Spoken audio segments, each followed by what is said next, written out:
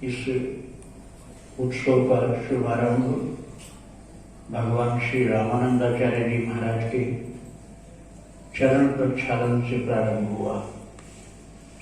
तो दुग्ध स्नान संक्षेप में कराया गया, सर्वांग नहीं कराया गया क्योंकि वस्त्र उतारने के लायक ठीक नहीं था, ठंड है ना। तो मुखारविंद और चरणारविंद हस्त कमल को दुग्ध द्वारा प्रक्षालित करके गंगा जल से उठ करके और तिलक करके भोग लग गया भगवान रामानंद। अब भजन का कार्यक्रम प्रारंभ हो रहा है। गुरु वंदना पहले हो चुकी है गुरु वंदना। और भगवान श्री रामानंद जो सबके ही गुरु हैं, उनकी स्तुति भी हो गई। अब आपको जो भजन सुनने को मिल रहा है उसमें ये बताया जा रहा है कि हमारे जो प्रभु हैं, भगवान श्री राम कहिए या श्री कृष्ण कहिए, एक ही है। उनका भरोसा करो और सत्कर्म अपनी जिम्मेदारी का करो। जो तुम्हारी जिम्मेदारी है, रिस्पॉन्सिबिलिटी है, दायित्व है, उसका संपूर्ण रूप से निर्वहन करो। उसमें चोरी नहीं करना है और आलस्य नहीं करना है और साथ में भक्ति करो तो भगवान प्रसन्न होते हैं। भक्ति के साथ साथ अपने कर्तव्य का पालन इस भाव से करना है कि करने कराने वाले ठाकुर जी हैं। ऐसा नहीं समझना कि तुम बहुत बड़े कर्मठ हो गए हो और तुम ही सब करते हो, नहीं तो अहंकार आ जाएगा बहुत जल्दी और फिर भजन में भी बाधा पड़ेगी, भक्ति छूट जाएगी। और जब इस बात को रियलाइज करने की कोशिश करोगे कि मेरे बस का तो था नहीं, ये तो काम कन्हैया ने किया है, हर समय प्रतिदिन हर घटना में आपको भगवान का वरद हस्त दिखलाई पड़ने लग जाएगा और उन्हीं की कृपा से हो रहा है, समझ में भी आ जाएगा। तो जो अमंगलकारी घटनाएं हम मानते हैं उसमें भी मंगलकारी भगवान का कृपा हस्त दिखलाई पड़ने लग जाएगा। इसलिए संसार में शोक वाली जगह भी कुछ न कुछ आपको भविष्य में होने वाली मंगल की घटना दिखलाई पड़ेगी और कभी भी शोकग्रस्त नहीं होंगे। और तब यह कहना होगा कि सब कुछ करने वाले भगवान ही हैं, हमारी समझ में भले।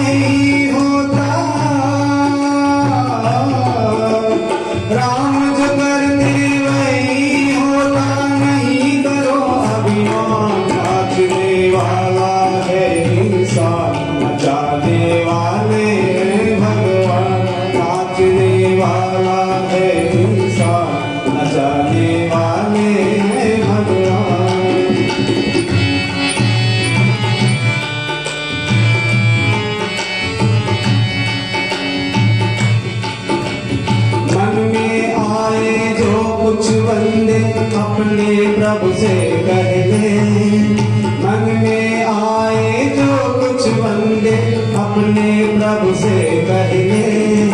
ध्यान में आए तेरे जैसे ऐसी करनी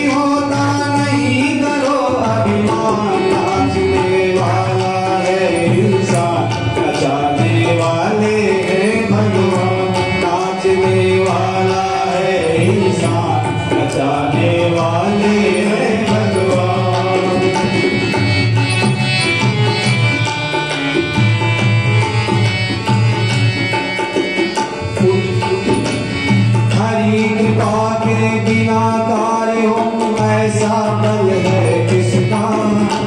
हरि कृपा के बिना कार्य हो ऐसा बल है किसका। उनकी करुणा का दर्शन कर हो जाए तो उनका। उनकी करुणा का दर्शन कर हो जाए तो उनका। देवादास राम तेरे संग। देवादास राम तेरे संग नहीं सहारा। नाचने वाला है इंसान जाने वाले हैं भगवान। नाचने वाला है इंसान जाने वाले हैं भगवान। राम जो करते वही होता। राम जो करते वही होता। नहीं करो अभिमान। नाचने वाला है इंसान जाने वाले हैं भगवान। नाचने वाला है इंसान जाने वाले हैं भगवान। नाचने वाला है इंसान जाने वाले हैं भगवान। जाने वाले हैं भगवान। जाने वाले हैं भगवान।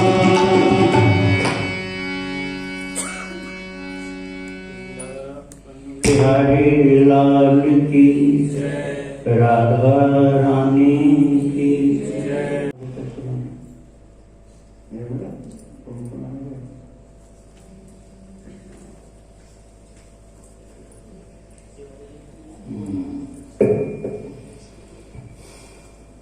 पहले वाला आपने सुना समझ का, कि हमें समझना है कि कर्ता भगवान है। अभी जो आप भजन सुन रहे थे उसमें समझने की बात थी कि मूल कर्ता, वास्तविक कर्ता भगवान है। हम इंस्ट्रूमेंट हैं उनके। मिट्टी की मूर्ति तन है, उसमें भी सुन लो अच्छा लोग कि ये शरीर जो मिट्टी की मूर्ति है और थोड़े दिन बाद इसका मिट्टी बना दिखलाई पड़ जाता है और तब यही बोला जाता है कि माटी यहाँ पड़ी हुई है। अभी तो मिट्टी में नहीं करते, लेकिन तब सब यही बोलते हैं कि भाई यहाँ एक माटी पड़ी हुई है, हो गई मिट्टी, उसमें से ठाकुर जी की शक्ति चलेगी। तो समझ वाली बात थी वो। अब सावधानी वाली बात इस वजह में आ रही है कि हमको सावधानी क्या करनी है। बहुत से पाप हमसे थोड़ी सी असावधानी से हो जाते हैं।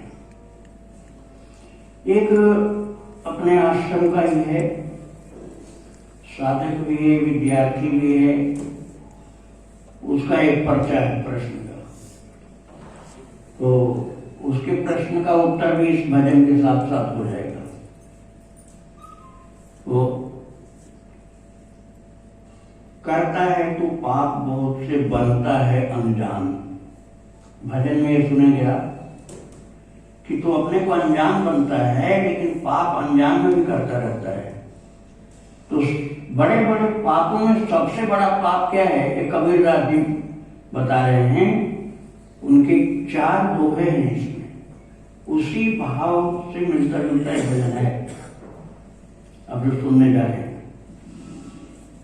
कबीरदास जी महाराज के उपदेश तो अनंत हैं, उसमें से ये जो टॉपिक है निंदा का है, इसका शीर्षक है निंदा।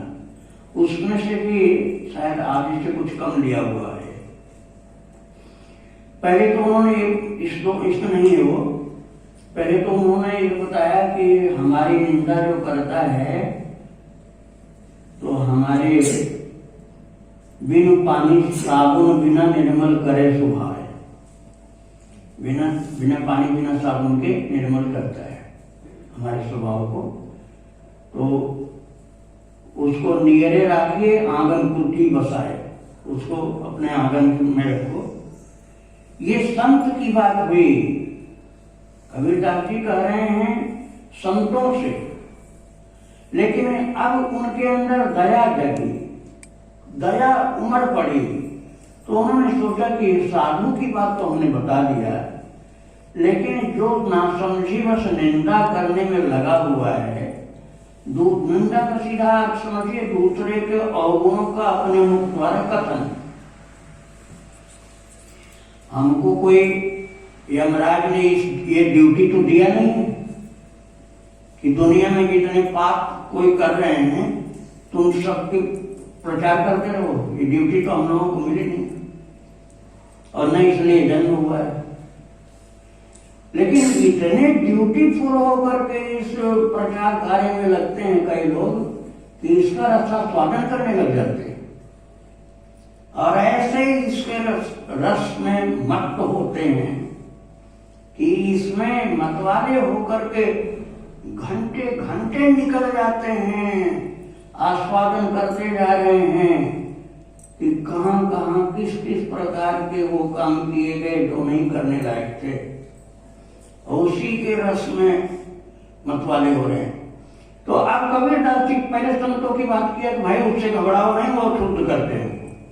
फिर उनको दया आई कि जो बेचारे गलती कर रहे हैं उनके लिए भी मैं कुछ बोलूं। तो गलती करने वालों के लिए जो बोला वो इसमें इन्होंने लिखा है। ये कह रहे हैं दोष पराया देख कर चले हसंत हसंत, अपने याद न आवई जाको आदि न अंत। कबीरदास जी के दोहे हैं ये कि जो ऐसे निंदा करने की आदत बना रखे हैं, भक्तों इस बात से भगवान नाराज होते हैं। गीता जी के 9वें अध्याय का पहला श्लोक, नंबर इसलिए बता रहा हूं कि आराम से ढूंढ लोगे आप बाद में, अभी तो श्लोक में सुना दूंगा आपको। 9वें अध्याय का पहला श्लोक, इदं तु ते गुह्यतमं प्रवक्ष्याम्यनुसूनवे ज्ञानं विज्ञान सहितं यदि ज्ञात्वा मोक्षसे शुभात्। ये श्लोक है। इदं तु ते गुह्यतमं प्रवक्ष्यामि अनुसूयवे। हे अर्जुन, तुझको मैं बहुत गोपनीय ज्ञान इस समय बताना चाहता हूं, और मेरे मन में ये बात इसलिए आई कि तू पर दोष दर्शन के दोष से मुक्त है। ये अर्जुन को भगवान ने कहा है, और भगवान कह रहे हैं तो गलत तो हो नहीं सकता। भगवान तो सदा सत्य है, बोलते हैं। तो अर्जुन में कितनी बड़ी विशेषता थी कि पर दोष दर्शन से तू मुक्त है, इसलिए ज्ञान में तुझको दे रहा हूं। और निंदा करने का मतलब होता है कि पर दोष दर्शन की वृत्ति पक्की धारण कर रखी है, इसलिए तो निंदा करते हैं, ये तो क्यों करें। तो कबीरदास जी का यह कहना है कि जो दूसरे को दोषों को देख देख करके दोष पराया देख कर चले हसंत हसंत, हंस हंस करके बताते चलते हैं, अपनो याद न आवई जाको आदि न अंत। उनको अपनी याद नहीं आती है कि हमारे अंदर कितने अवगुण हैं कि उसका कोई आदि अंत नहीं है, हम उसको याद ही नहीं करते और दूसरों को बताते चल रहे हैं। आप देखो, फिर थोड़ी सी सावधानी की बात उसके लिए बताई गई। सावधानी की बात क्या है ये सुनो। तिनका मतलब तृणधारी ओट का पहले एक छोटा सा टुकड़ा घास, उसको तृण बोला जाता है, उसी को तिनका कहते हैं। तो तिनका कबहु न निंदिए जो पावन तर होय। तिनका एक घास का टुकड़ा, एक लकड़ी का छोटा सा टुकड़ा, कूड़ा कचरा समझिए, वो तो पैरों के नीचे ही रहता है ना। तो पैरों के नीचे का मतलब ये हुआ कि उसकी कोई अस्मिता नहीं, कोई अहमियत नहीं, कोई सत्ता नहीं, कोई शक्ति नहीं। तभी तो वो तृणादपिष्टु नीचे ने कहा गया। चैतन्य महाप्रभु ने क्या कहा? तृणादपिष्टु नीचे ने, तृण से भी छोटा अपने को मानो। तो वो तो पैरों के नीचे पड़ा हुआ, इसमें तो कुछ भी नहीं, उसमें निस्सहार है, निशक्ति है, शक्तिहीन है। और कबीर दास जी क्या कह रहे हैं कि तिनका कबहुन निंदिए जो पावन तर होय। पांव के नीचे पड़ा है तिनका, लेकिन उसको भी निंदा मत करना, उसकी भी निंदा मत करना। क्यों? क्योंकि अभी तो पांव के नीचे पड़ा है, वो एक दिन क्या कर सकता है तुम्हारा ये नहीं जानते हो। कबहू उड़ी आँखिन परे, कभी आंधी में उड़ेगा वो जो पड़ा था पैर के नीचे। कबहू उड़ी आँखिन परे पीर घनेरी होय। उसमें इतनी शक्ति है उस तिनके में कि यदि आंधी में उड़ के तुम्हारी आंख में जोर से चला गया, इतनी पीड़ा होगी कि आई स्पेशलिस्ट कह देगा कि अभी ठीक नहीं होगा। शक्ति कुछ नहीं थी, लेकिन फिर भी निंदा मत करो उसकी, क्योंकि समय का परिवर्तन ऐसा होगा कि तुम पीछे रह जाओगे और जिसमें शक्ति कुछ नहीं थी तुमसे बहुत आगे चला जाएगा। इसलिए निंदा उसकी मत करो। तीसरे श्लोक में कहा गया, निंदक एक मत मिले पापी मिलो हजार। एक निंदक के शीश पर कोटि पाप को भार। कबीरदास जी के शब्द हैं। वो कह रहे हैं कंपैरिजन करना हो हमको या सेलेक्ट करना हो, एक तरफ पापी 1000 और एक तरफ बैठा एक निंदक। एक तरफ 1000 पापी और दूसरी तरफ एक निंदक जो सबकी निंदा ही करता रहता है। वो कहा जाए कि तुम इनमें से किसके साथ रहोगे, तो कबीरदास जी कहते हैं मैं तो 1000 पापी के साथ रह लूंगा, उस एक निंदक के साथ नहीं रहूंगा। क्यों? निंदक एक मत मिले पापी मिलो हजार। एक निंदक के शीश पर कोटि पाप को भार। बोले एक निंदक जो है उसके सिर पर 1 करोड़ पापी रहते हैं, ऐसा समझ लो। वो तो 1000। इतने पाप का भार उसके सिर पर है, इसलिए उसका साथ नहीं करो। और महाराज ये प्रैक्टिकल बात है कि वो मिल जाए तो ऐसी क्षमती है, ऐसी क्षमती है उनकी कि अब इससे बड़ा दुनिया में कोई सत्संग नहीं। ऐसे मजा लेंगे, ऐसे जैसे नशेबाज होते हैं, ऐसे झूमेगा, ठहाका मारकर, ताली ठोंक कर, पीट कर। अरे तुम क्या जानते हो, मैं तो उसके कुल खानदान को जानता हूं, तुम तो थोड़ा सा बता रहे हो। मैं तो उसके कितनी पीढ़ी की बात जानता हूं कि वो उसके यहां सब ऐसे ही थे। तो उनका साथ नहीं करना जो ऐसे निंदक है।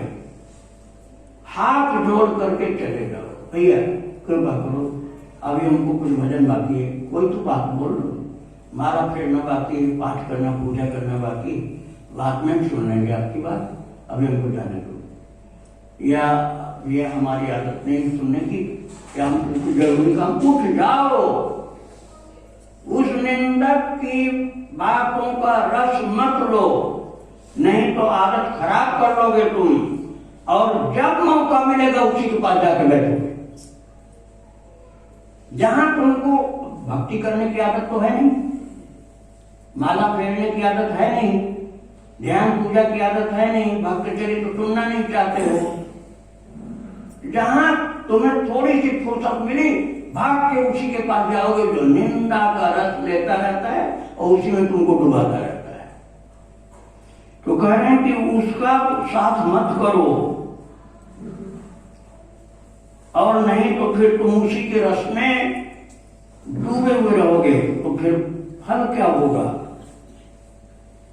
जो कोई निंदे साधु को, चौथा पद है ये दोहा, जो कोई निंदे साधु को संकट आवे सोए। कहने का मतलब इनका है कि तुम निंदा करते करते करते करते तुम महाराज साधु पुरुष को भी निंदा करने लग जाओगे। हम किसी साधु का नाम नहीं बता रहे हैं, लेकिन ये पक्की बात है कि साधु आपके घर में भी रहते हैं, पड़ोस में भी रहते हैं, वेश में भले ना, नेताओं में भी रहते हैं, लेकिन वो है कि ढूंढने से जल्दी मिलते नहीं हैं, खोजोगे तो मिलेंगे। साधु का मतलब होता है जो दूसरे की भलाई करता है। साधनों पर कार्यम यह सहयोग साधु, जो दूसरों के कार्यों को सिद्ध करता है, अपने लिए कोई उसको चिंता नहीं, दूसरे की भलाई करता है, वो साधु है। भजन वाली बात तो भगवान जानते, सब तो नहीं जानते, लेकिन पर दुख कातरता तो दिखलाई पड़ती है। दूसरे के हित करता रहे, वो साधु है। वो समाज से भी भले दिखलाई पड़ता हो, लेकिन महाराज उसकी निंदा आप करोगे तो क्या होगा? जो कोई निंदे साधु को, संकट आवे सोए। कबीरदास जी कह रहे, जो भी कोई साधु की निंदा करेगा उसके ऊपर कुछ दिन के बाद संकट आएगा जरूर। ये श्राप नहीं दे रहे हैं Kabirdas ji. Mobile switch off कर लो आप तो। कह रहे मैं श्राप नहीं दे रहा हूं, लेकिन ये होता ही है। निंदा सबकी करते करते पहले घर वाले की करोगे, पड़ोसी की करोगे, मोहल्ले वाले की करोगे, दूर वाले की करोगे, फिर संतों की भी करने लग जाओगे, तो क्या होगा कि उसके ऊपर संकट आएगा जरूर। नरक माही जन्मे मरे, मुक्ति न कबहू होए। कबीरदास जी कहते हैं ऐसे पर निंदक जो होते हैं और साधु निंदक जो होते हैं, वो महाराज नरक में ही जाते रहते हैं, जन्मते मरते रहते हैं और उनकी मुक्ति नहीं होती है। एक अवगुण की बात केवल बताई गई आपको कि पर निंदा करना बंद करो, ठीक है।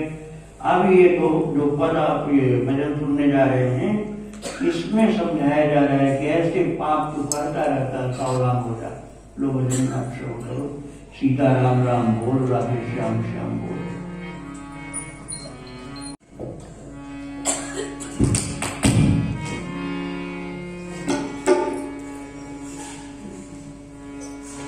सीता राम राम बोल, राधे श्याम श्याम बोल। सीता राम राम बोल, राधे श्याम श्याम बोल। सीता राम राम बोल, राधे श्याम श्याम बोल।